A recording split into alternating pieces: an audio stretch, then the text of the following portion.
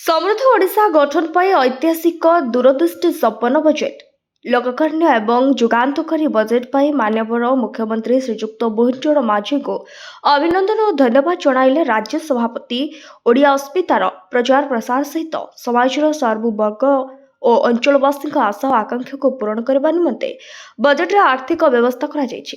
ସବୁ ବର୍ଗର ଲୋକଙ୍କୁ ଚଳିତ ବଜେଟ୍ ସନ୍ତୁଷ୍ଟି ଦେଇଛି। ଡବଲ ଇଞ୍ଜିନ୍ ସରକାରରେ ଓଡ଼ିଶାର ସାମଗ୍ରିକ ବିକାଶକୁ ପ୍ରାଥମିକତା ଦିଆଯାଇଛି। ସମୁଦାୟ ବଜେଟ୍ରେ ସମୃଦ୍ଧ ଓଡ଼ିଶା, ବିକଶିତ ଓଡ଼ିଶାକୁ ଗୁରୁତ୍ୱ ଦିଆଯାଇଛି। ବଜେଟ୍ରେ ସମୃଦ୍ଧ ଓଡ଼ିଶା ଗଠନ ପାଇଁ ବିଜେପିର ପ୍ରତିବଦ୍ଧତା ସ୍ପଷ୍ଟ ପ୍ରତିଫଳିତ ହୋଇଛି।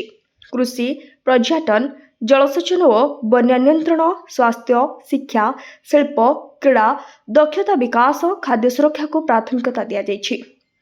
ଏଥିସହ ଓଡ଼ିଆ ଅସ୍ମିତାର ପ୍ରଚାର ପ୍ରସାର ସହିତ ସମାଜର ସବୁ ବର୍ଗ ଓ ଅଞ୍ଚଳବାସୀଙ୍କ ଆଶା ଓ ଆକାଂକ୍ଷାକୁ ପୂରଣ କରିବା ନିମନ୍ତେ ବଜେଟ୍ରେ ଆର୍ଥିକ ବ୍ୟବସ୍ଥା କରାଯାଇଛି। ଏଥିପାଇଁ ମୁଖ୍ୟମନ୍ତ୍ରୀ ଶ୍ରୀ ମୋହନ ମାଝୀଙ୍କୁ ରାଜ୍ୟ ସଭାପତି ଶ୍ରୀଯୁକ୍ତ ମନମୋହନ ସାମଲ ଧନ୍ୟବାଦ ଓ କୃତଜ୍ଞତା ଜଣାଇଛନ୍ତି। ରାଜ୍ୟରେ ବିଜେପି ଏକାକୀ ସରକାର ଗଠନ କରିବା ପରେ ଦ୍ୱିତୀୟ ଥର ପାଇଁ ମୁଖ୍ୟମନ୍ତ୍ରୀ ଶ୍ରୀ ମୋହନ ମାଝୀ ରାଜ୍ୟବାସୀଙ୍କ ଉଦ୍ଦେଶ୍ୟରେ ଆଜି ପୂର୍ଣ୍ଣାଙ୍ଗ ବଜେଟ୍ ଉପସ୍ଥାପନ କରିଛନ୍ତି।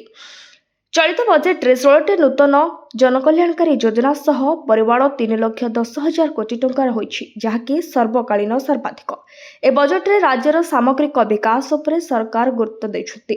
ପ୍ରଧାନମନ୍ତ୍ରୀ ନରେନ୍ଦ୍ର ମୋଦିଙ୍କ ଆଦର୍ଶ ସବକା ସାଥ ସବକା ବିକାଶ, ସବକା ବିଶ୍ୱାସ ସବକା ପ୍ରୟାସରେ ଅନୁପ୍ରାଣିତ ହୋଇ ବିଜେପି ସରକାର ଚାରି ବର୍ଗ, ଗରିବ, ମହିଳା, କୃଷକ ଓ ଯୁବପିଢ଼ିଙ୍କ ଉପରେ ଗୁରୁତ୍ୱ ପ୍ରଦାନ କରିଛନ୍ତି।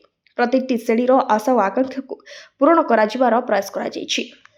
Bureau report, Odisha news live.